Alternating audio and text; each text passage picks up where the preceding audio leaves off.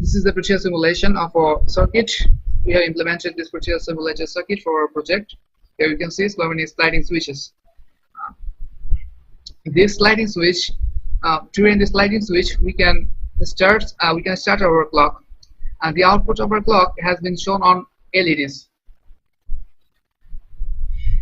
We have used so many ICs and logic gates for the implementation of the circuit. Here you can see 7432 OR gate. This OR gate actually takes so many input signals. These input signals comes from sliding switches. We have used the sliding switches for setting the alarms. You can set the alarms at minute and hours. From the 7432 OR gate, signal passes towards the 4520 up counter. From the up counter, signal passes towards 403 and 30 CMOS XOR gate. From there, we can see the signal passes towards 4019 selective AND OR gate, and from 4019, signal passes towards the LEDs through BCD 7-segment decoder. Now,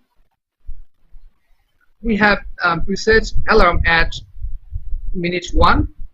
When the minute coincides with the alarm, the LED glows. Here you can see the LED has been blown. This is how the software works.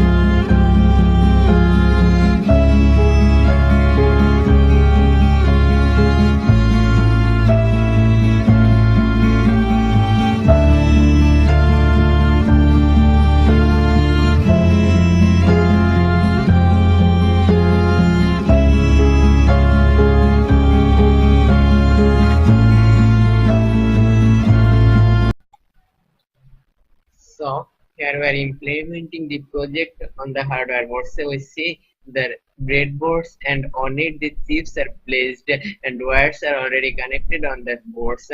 Connection has been driven from one board to another, and the whole setup is made so from one level to another that the connection becomes more and more simpler.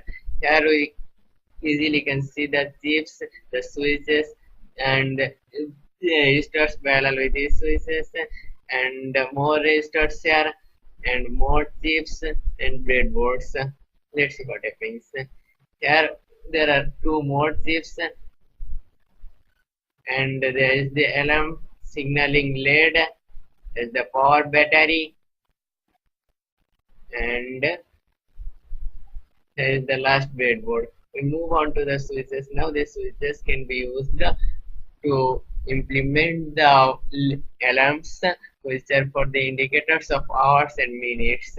We can also use the same circuitry in a reduced format to use it as a stopwatch using some other switches, and all the switches are push type switches.